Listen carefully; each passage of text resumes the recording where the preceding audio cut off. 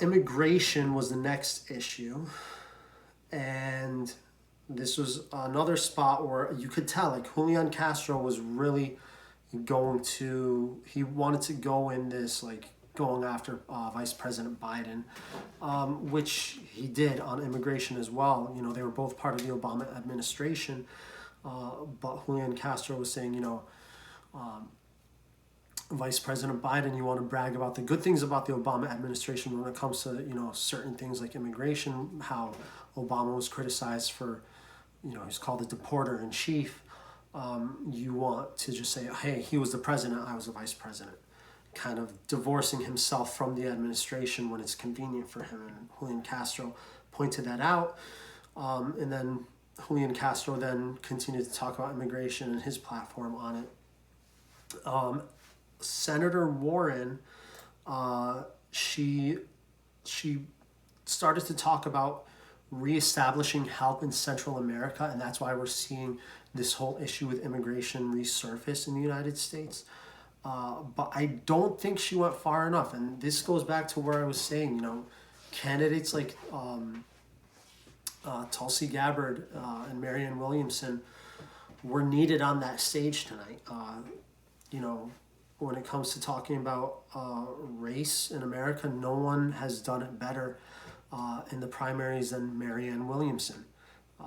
She's able to frame the American story over the last 300-400 years and state what exactly has been going on in terms of race and the history of race and how we need to be better educated on it.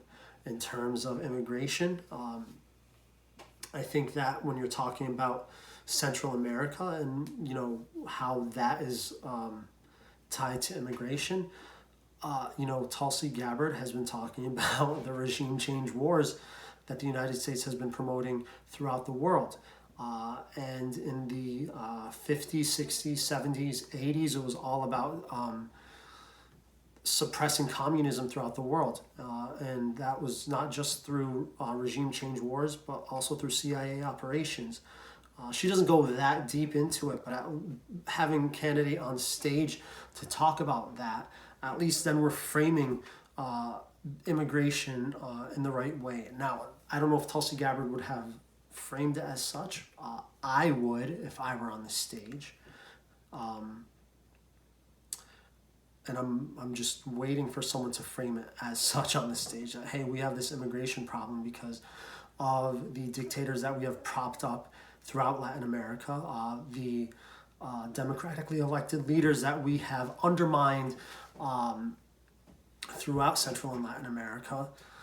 And that's why we have refugee crises throughout, the Americas. The issue that they went into after that were the Trump tariffs. Now, it was interesting because some candidates, they really went into the nitty-gritty economic details of what our relationship with China should be. Should we repeal the tariffs? Andrew Yang does not want to repeal the tariffs immediately. He wants to restructure deals with China. But then Warren, I thought she had a great message. She was talking again about corruption, and this is her central message, and this is why she's done such a great job in growing her campaign. It's all about corruption, and that the trade deals that the United States have been creating over the last 30-40 years have been serving giant multinational corporations. And instead, she said she wanted to negotiate trade deals not with the multinational corporations, with instead unions, farmers, environmentalists, and human rights activists. And then it came back to, all right, well, how do we ensure that that people will have access to the American market? And it's funny because I come from a family of immigrants, and I think that the one thing that sometimes Americans forget is that internationally speaking, when you go talk to people about America and the rest of the world, America still has this kind of, there's this mysticism or mythicism about America, and that they do look at it as this beacon on top of the hill. Everyone kind of looks at like America, wow, like this is the place to be. This is, if something is American, they want it. If someone is American, they are admired. At least that's been my experience. I've traveled through the Middle East, Europe, a little bit of North Africa, not much. Some South America, some Caribbean, throughout the United States and stuff. But that's just been my experience in traveling around the world.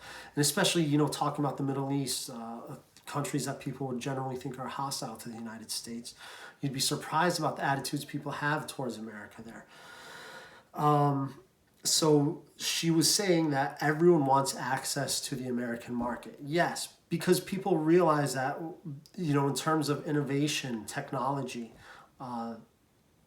America still kind of has the it factor in the world. I'm using an iPhone, like that's an American product. It's, like there are certain things that come from America that, I don't know, just carry a weight around the world. But she was saying that we don't utilize the leverage, I guess, through tariffs and trade deals. We utilize the leverage by demanding higher labor and higher environmental standards across the globe. So I thought that was fantastic, the way that she kind of framed the debate on that, on trade. Harris, again, this was an issue that she just kind of came out against Trump. It's not going to work. Like, I don't know how else to say it. Like, it's not going to work.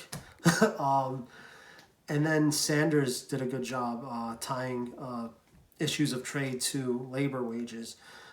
This is one of the first times I noticed that he drew a contrast with Joe Biden, saying that he went against NAFTA and that NAFTA caused wages to decrease for workers. So again, keeping in mind laborers, American laborers, when we draft trade deals with the rest of the world. Afghanistan was the next issue that was brought up. And Warren, I think, had some good moments saying that Afghanistan is a political problem, cannot be solved through military means. She's right.